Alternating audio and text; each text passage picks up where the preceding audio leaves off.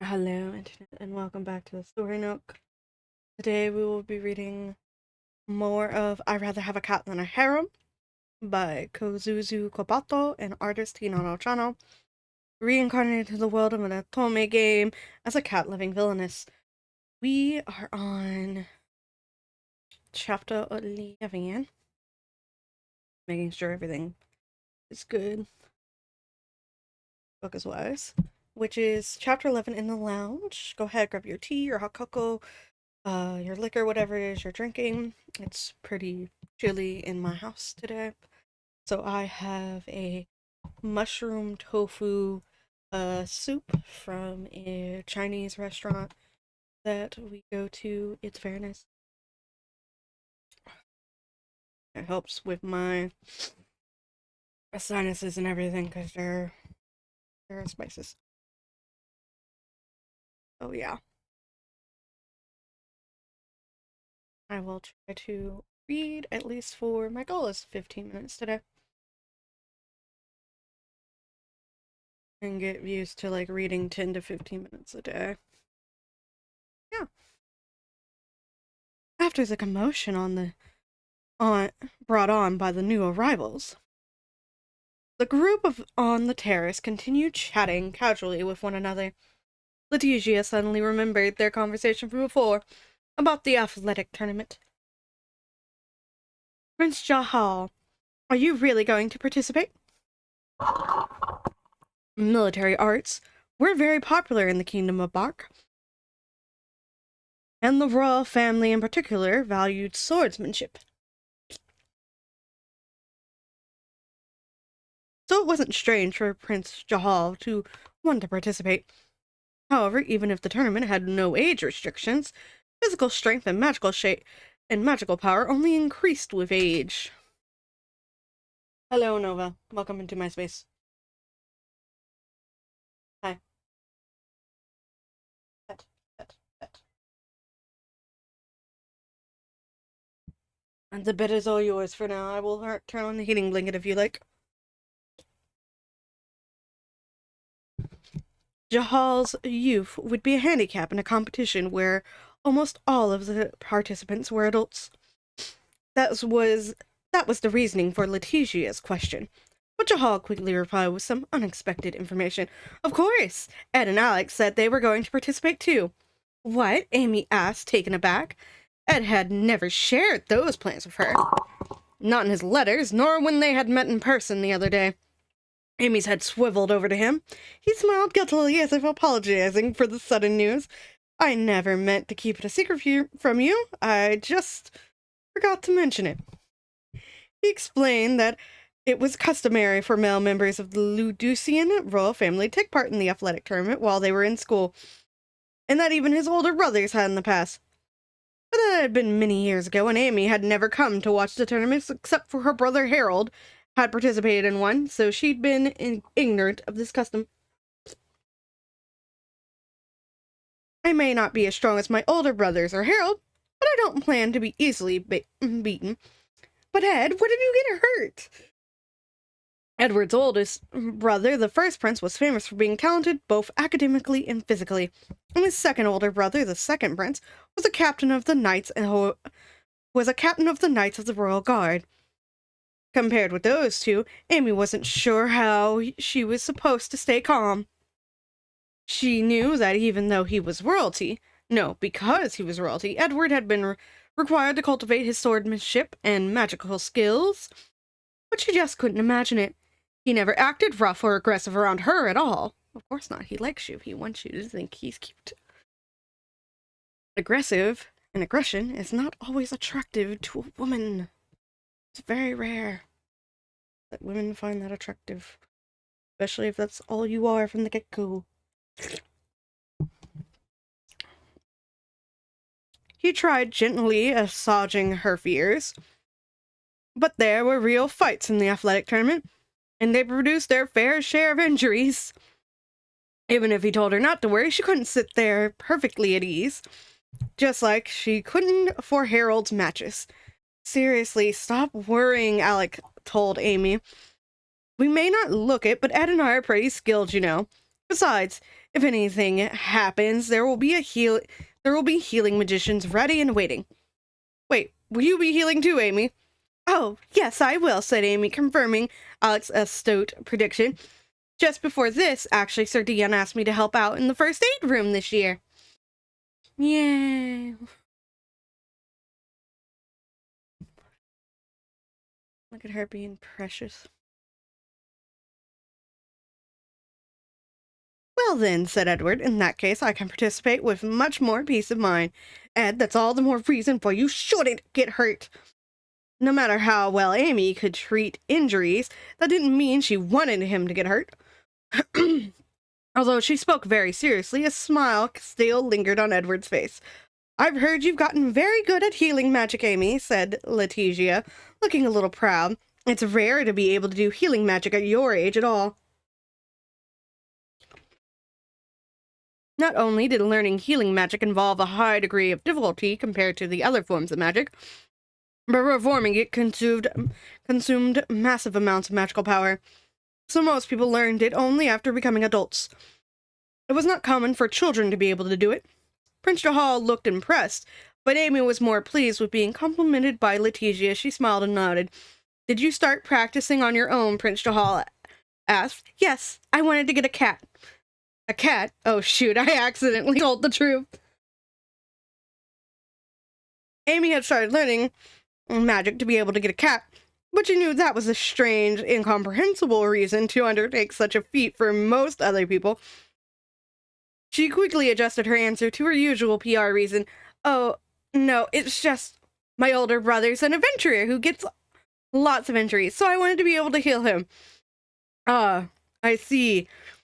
I've heard rumors of Ludicious dual-wielding swordsman Harold Northland is your older brother, then. You know about him already, Amy asked, eyes widening. I'm so honored. She had no idea Harold's reputation had reached the royal family of a foreign kingdom. At the mention of Harold's names, Alex's eyes lit up and he leaned forward. Whereabouts is Hal now? Alex had always dreamed of becoming an adventurer, but his high social status had prevented him from being able to go out to dungeons or other magical beast inhabitants. His reality was limited to only hearing stories of hunts from others, but if he were not the son of a duke, Alec had once told her he would probably put more effort into his magic and sword trading in the hopes of joining Harold's party. He could be in a foreign kingdom for all I know, said Amy, shrugging. Harold did things on his own time and relished his life as an adventurer. Last time she had heard from him was before she had even started going to school. So he hasn't changed much, I take it, asked Edward. Are your parents worried? They're optimistic. No news is good news, they say. Onion.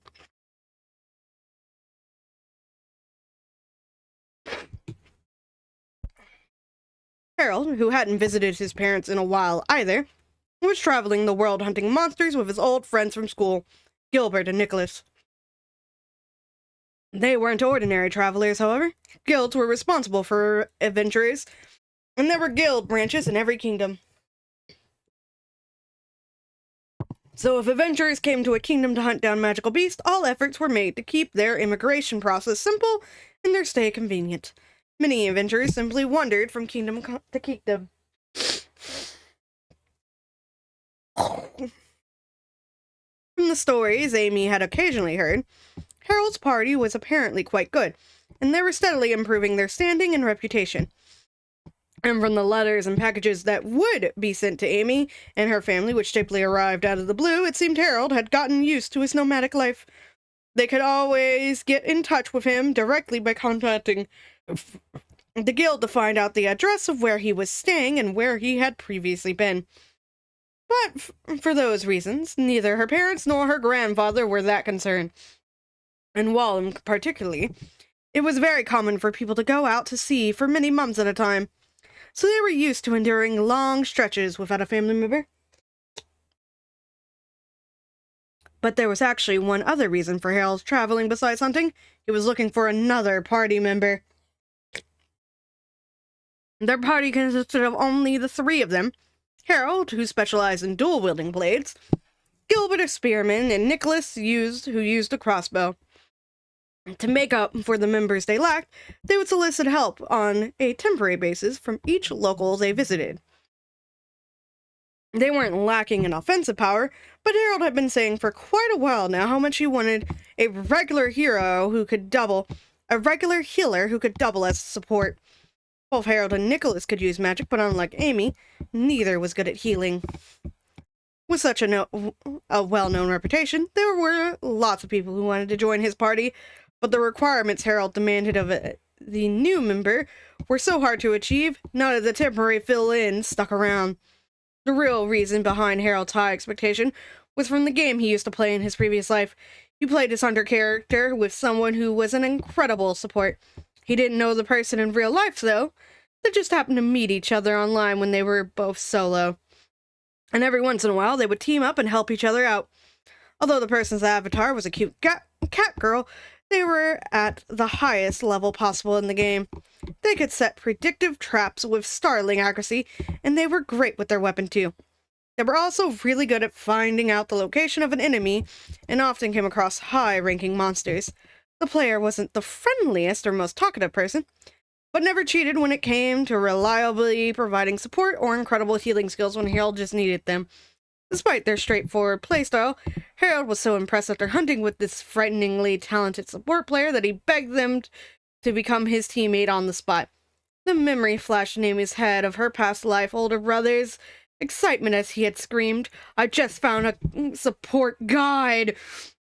In their last conversation on the in-game chat, the player had mentioned that they couldn't come on for a while because they were getting busy with real-life stuff. Harold started complaining around the house that the support player had suddenly stopped showing up in the game. And those were some of the last of Amy's past life memories. Amy couldn't remember if the player eventually came back or if things ended there. But there was no doubt in her mind that Harold was using them as the basis for his ideal support member. Looking for a good party member was important for an adventurer, but there was no guarantee Harold would find someone as good as that in this world. And if such a talented person did exist, they would have probably already joined up with another party. Harold knew this, but he couldn't just give up. So he wandered from kingdom in kingdom, searching for an encounter like that in this life.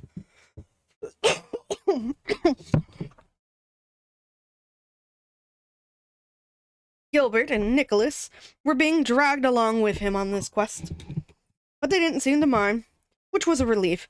Amy thought Harold got more than lucky enough with his two friends who kept her careless and reckless brother company and could fight alongside him. Well, I suppose Harold should keep searching until he finds some peace of mind at least, and I'll chase after my dreams too. According to her mother, this life was their precious second chance at things. Although the image of the Otome game would still flicker in her mind from time to time, Amy now felt much more capable of looking past it towards her real-life future. She had worked hard to learn magic these past 4 years, all in the name of getting a cat. But she also did it to put distance between herself and the Otome game. She assisted a veterinarian through the Duchess's Cat Club, and she went to visit the riding grounds and animal pens at the royal castle to see the animals. Through these activities, Amy came into contact with more people, and little by little she had gained confidence and a sense of belonging in this world. And at the end of the day, she would always have Ticker when she went home. There was no substitute for the time she would spend with her beloved cat. It calmed her immensely. Even the briefest moment with him could completely free her mind from the chains of worrying about the Otome game or villainous novels. But I can't let my guard down just yet, Amy thought, looking around at the 3 men in front of her and letting out a small, quiet sigh. Besides her, Rosalid was telling Prince Jahil stories of healing magic that had been performed on Porta and other animals. Outstanding! Then if I get injured during the tournament, I'll leave my medical care to Amy too. Oh, of course, said Amy, but I really hope I won't have any injuries to heal. That's right, Amy just used up too much of her power recently. That's not it, lady. I'm just a little hungry. Even students of the Royal Academy sometimes got injuries from their magic and swordsmanship practiums. If the injury wasn't serious enough to warrant a visit to the doctor's office, many times Amy would heal them if she was nearby. But even a small wound would chip away at her magical power. And if a lot of students had gotten injured, it would be taxing indeed. That's not true, Letizia retorted. You were so pale you looked like you were about to faint. But Amy's healing magic is so effective and comfortable, I can see why people would come to her for help, Rosalind pointed out. Really? Amy asked, tilting her head. I don't understand it myself. It was usually difficult to compare healing magic done from one person to the next. Healing magic practically accelerates a person's own powers of recovery. But in exchange for quickness, the process left a patient with fatigue and physical weariness. Rosalind explained that Amy's healing magic didn't have those side effects. I don't get really tired after you do healing magic on me. I actually feel better afterwards. I wonder if it's just a coincidence, Amy mused aloud. Being able to invoke healing magic at her age was rare, but there was some precedent of it happening in the past in the families with particularly high magical aptitude. Amy's case, however, was a little different. Her abilities alone were growing at a rate to outpace the kingdom's head magical doctor. But she also possessed a rare healing ability. This power had already been sensed by animals like Tigger, but the first human to pick up on it was Sir Dylan. When Amy had used her healing magic on him one day during training, he had sensed a faint but distinct different form of magic at play. The powers of healing were often said to be a blessing of the spirits. A person who was said to have received this blessing and could heal wielded strong religious and political influence, so they were desired by a variety of institutions. Even in Ludicia, the royal family, magical institutes, medical institutes, and religious temples each wanted to win over Amy for themselves. Amy was currently Edward's fiancé candidate, but because that hadn't been progressed, it was very likely she would soon be receiving offers of marriage from royals and prominent aristocrats from Ludicia and other foreign kingdoms, and they might be more heavy-handed about things. If that happened, she would have to stop going to school, and her life would completely change. And she wasn't even an adult yet. Her mother, her father, and Sir Dion worried about what might become of her. Unfortunately, at this point, only those with incredibly high magical power, like Sir Dion, were able to discern these special healing powers. After he had discussed the matter with her grandfather, the Margrave of Wellham, they had jointly agreed to keep it concealed from everyone for the time being, including Amy herself. Oh, I have to get going soon, said Rosalind, glancing at the clock hanging on the wall. She gently returned her cup to the table and pulled over her bag with her textbooks and writing utensils and started getting together her things. Is it that time already? I'm sorry, Rosalind. You should have been practicing instead of hanging out with me. It's fine, Amy. Don't worry about it. Amy's shoulders slumped dejectedly. Rosalind gave her a very older sister-like exasperated look and patted her head. Practice? Edward asked. For my music recital, Your Highness. Edward and Alexander exchanged looks of comprehension. In music class, each student learned their chosen instrument under the tutelage of a professor, and then at the end of the course, they would perform in front of a large crowd of people to earn their course credits. A recital was held at the school chapel once every 2 months. The music was usually rather good, but with viewing open to school alumni, parents, and guardians, it was always a popular event. Hall expressed interest in this too. So there are recitals here, huh? What instrument will you play then? I'll be playing the violin. I had planned on doing an ensemble with one of the piano students, but she suddenly became unable to come to the recital. The students were free to choose their performance style, but they usually joined with others to perform in an ensemble, or found someone to be their accompanist. Rosalind had been in the same class as her partner and practiced with her many times, but the girl had a sudden death in the family the week before and had taken a leave of absence from school to return home. Rosalind had received an expedited letter that explained that she probably wouldn't be able to return in time for the performance, but she hoped Rosalind could find another person to take her place. The performance is so class that it would be difficult to find someone else or change the piece, Rosalind explained. So I was going to ask the teacher if I could postpone my recital to the next time it's held, or maybe later. I see, Prince Jahil, said Prince Jahal. Do you not play any instruments, Amy? I learned some when I was little, but now... Tigger gets jealous, Edward added cheerfully. Alexander nodded alongside him. Tigger, my cat, whenever I try to practice an instrument, Tigger just gets in the way and I end up not being able to play.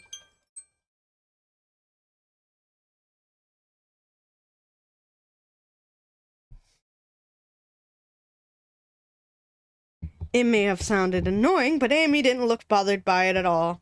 Tigger would jump up on the keys and use all his feet to play different chords whenever she tried to play the piano. When she started learning the violin, he got annoyed by the movements of the bow and would bat his paws at it like it was a cat toy. When she played the flute, he would meow alongside the music and climb all over her, begging to be held. Tigger only behaved this way when Amy was playing music.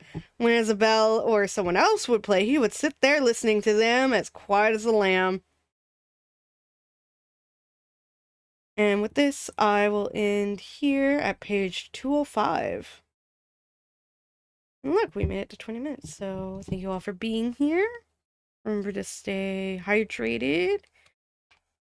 Try to eat something if you can. Let me pull up the Patreon Ko-fi supporters. I have been writing, I have been publishing short stories that I've been writing, so you can check those out. They're at most ebook retailers, Amazon, Barnes & Noble, Smashwords, the Apple ebook store, all that stuff. I write cute, fluffy, gay romance. I have 3 books out so far in the Cute Fluffy Gay Shit series: Breakfast, Sunbathing, and The Kelpie Makes Dinner. So if you want to buy those, they're $1 each. I get like 30 cents from each sale. So if you want to buy those and support me that way, that would be awesome. You just want to comment and help me with the algorithm so that maybe I'll eventually be monetized on the Story Nook channel or even my main channel. That would be fantastic. And many thanks to the Patreon Ko-fi supporters who help support me so I can continue to make videos and artwork without having to worry so much about my bills. Tweed Tea Cakes, Kaleidoscope Chick, Axel1154, Cassie G, Jadas DS, Axel Akara, Semi-Random Sevens, and Micah. Thank you all so much for being here. Have a lovely day. Remember to stay hydrated. I'm going to finish eating some more of my soup. Bye-bye.